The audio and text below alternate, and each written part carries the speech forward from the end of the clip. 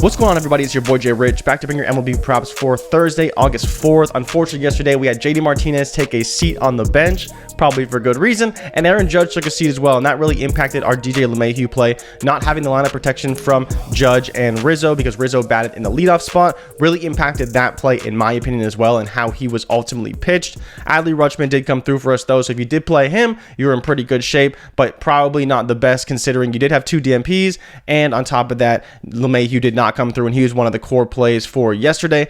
Today, I'll be honest, it's not a slate that I love. There's a few players that we've seen on these lists before, but the problem is they're not really my favorite guys to target, and I will explain to you why. So my best advice today, if you follow these plays, go light, because I don't know how I feel about them overall. I think they're very boom-bust potential. They could definitely go over. The matchups are not the best, but there's definitely reason to support why they could.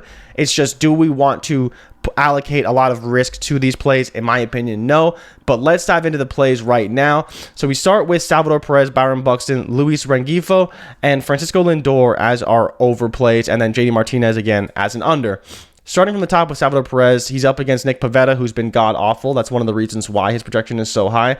But the problem with Salvador Perez is he's still very boom-bust right now. Still very boom-bust, and you can see here this 0.83 hits per game is not good. Yesterday, he had a game where he was 0 for 4 with 3 strikeouts. So that's not what you want to see from a guy who has massive potential. Now, his line is only 6.5. Again, great matchup. Pivetta's not been good. Like, not good at all. But the thing with him is that even though he hasn't been very good, he's somewhat been okay at limiting runs to some degree. The biggest thing with him is that he's allowed 7 or more hits in his last 5 starts. So he's good to give up the hits and get guys on base, but can the Royals actually convert those into runs? And that's what I'm afraid of. On top of that, he faced some really good matchups, and now he's facing the Royals, who are not that great of a matchup right now. They only scored 1 run yesterday. They struck out 14 times, so it's not the best matchup or environment to attack Pivetta because of the lineup they're going to put out there. And Pivetta may have a bit of a bounce back game up against this Royals lineup, but Salvador Perez is obviously the key guy here. You see how he performs against fastballs has been tremendous so far, 3.49 against fastballs, and should be a very plus matchup for him against Pivetta's curveball as well. If he can avoid that slider, as you can see, a slight negative, but nothing too crazy for him, then I think he'll be in really good shape. But again, he's kind of a home run or bust guy, and that's why I don't love playing him all the time, because he hasn't been hitting consistently while he's been playing out of his mind. 10.33 over the last 7, last 14 since he just come back, 2.5 total bases per game, 1.5 RBIs per game, 0.67 extra base hits. That's great, but the problem is that he's still not doing it consistently with the bat. I just wish we could see a little bit more of a hit tool from him than just the boom or bust power that he possesses. He's a great hitter. Don't get me wrong. He's an awesome hitter. You can draw a walk, but he still needs guys to drive him in if he gets on base, and he's not hitting a home run, and behind him in the lineup is not anything special. So that's why I don't love Perez, but I think you should be willing to play him today. Same story with Byron Buxton. Byron Buxton, 1 hit per game. Almost every time he gets a hit, he gets a home run. He can draw walks. He can steal bases. So the 12 points per game over the last 7, last 14 is legitimate. Like, it's definitely not. It's definitely not a problem. And then you have Alek Manoah on the mound. Blue Jays bullpen is okay behind him, but Buxton does have a bit of a history against Manoah. He's 1 for 2 with a home run off him, so that is encouraging. That we can see a world where maybe Buxton does tap into that power that he has. Only 5.5 line too, which is really, really good for Buxton. He's been really, really hot lately, and I think on top of that, he can get that upper echelon power and tap into it, and so he's got a super high ceiling when he's on, and that's why I think I don't mind playing him with somebody. But again, all these guys have been very inconsistent. That's the problem, is that you have Perez and Buxton. If you pair those 2 guys together, you're pairing 2 boom-bust players together. And so if one of them booms, if they don't bust, you still lose, right? So it's not necessarily the best situation overall. Then you have Luis Rengifo, who is up against Paul Blackburn, who has been struggling lately. Paul Blackburn kind of had a decent start to the year, but he's been struggling lately. And so you see Rengifo, he's 8.67 over the last 14 and 10.83. The biggest thing is this guy gets tons of hits. You see the 1.42 hits per game. I think I was looking back. I went way back, and I'm pretty sure I saw he has a hit in 25 of his last 27 games.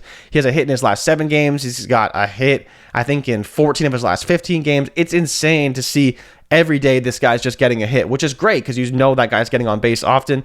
See 2 total bases per game, not a lot of runs because, well, the Angels don't score runs, and he does have RBI potential with half an extra base hit. So I don't mind the play. Again, he's still someone that I'm kind of monitoring. He's been heating up a little bit, so he's getting more and more on my radar.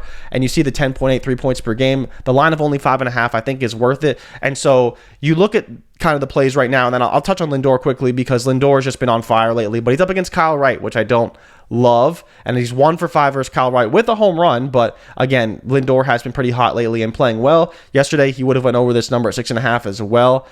He got pulled a little bit early, but he went 1 for 3 with a walk and a run scored. So again, easy over. Well, not easy over. It was 7 points, but an over is an over is an over, so that's fine. And then JD for an under. But the way I look at this right now, right, is that you have Salvador Perez, Byron Buxton, 2 boom bust guys that I don't put them in the same card, in my opinion. They may both go over, but I think the range of outcomes for both of them is too wide. You don't want to throw them together. You have Rengifo, who is a really good hitter, but the Angels don't score runs. That's a problem, right? And then you have Lindor, who is playing for the Mets. Mets can score runs up against Kyle Wright. We'll see how Kyle Wright pitches. He's obviously a guy who's a phenomenal pitcher. He's not going to blow you away by any stretch. He's not going to rack up a ton of strikeouts most of the time, but he is a guy who can get it done, and so I don't mind Kyle Wright overall.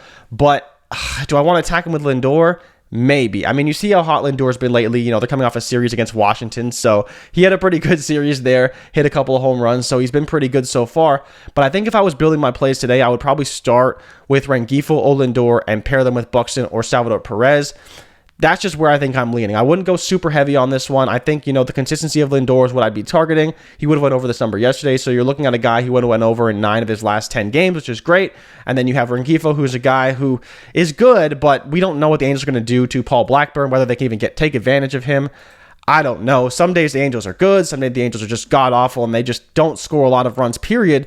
So I think then you're looking at Salvador Perez up against Nick Pivetta as probably your number 2 option behind Lindor, just because the matchup is so good. And then Buxton would probably be my 3rd. I'd probably put Lindor and Perez together, and then Lindor and Buxton together. And if you wanted to run a 4 flex, I'd be willing to do that. I just don't know if I want to put Buxton and Perez together. That's a bit of a riskier play. I'd probably just throw all 4 of these overs together and just say, boom, small unit size, big payoff if they all hit, and then kind of go from there. About JD Martinez, he's just up against Chris Bubik, who is awful. And so I don't necessarily want to target JD against a bad pitcher because Boston's probably going to be able to put up some runs today. And even though they're not projected super high for me today, just because they've been struggling a little bit, I do think there's a world where they could really break out against Bubik. He's just not, he's not it. He's not good. And so that's kind of where my head's at today. I would keep it light. You know, like I said, I would say build around Lindor, add a Perez in with Lindor, add a Buxton in with a Lindor, maybe do a 4 flex if you want to throw in that way. But I wouldn't go crazy today. I'm not loving the slate. I wasn't loving the matchups. There's a couple good ones with not crazy edges, and so I'm hesitant, right? Like, you know, I don't want to force plays, and that's why I'm not showing you guys, oh, you know, you could maybe stack these guys together, because I just don't think the edge is quite there. Where these ones, they did line up, they were relatively low, the guys have been performing well. It's just you're looking at the hit tool from these guys, and they're not always where I want them to see. A little bit boom bust. You know, some games they're hitting a home run. Next day they're striking out 3 times. It's not exactly what you want to see from a consistency standpoint, and why it's difficult to make these judgment calls overall. But I think if you start with Lindor, he's probably the guy I trust the most, even against Kyle Wright. And then you could add in Rengifo, Buxton, or Perez. I'd probably stay away from JD, even though he's projected for an under. But that's kind of where my head's at. That's how I'm feeling about the slate today.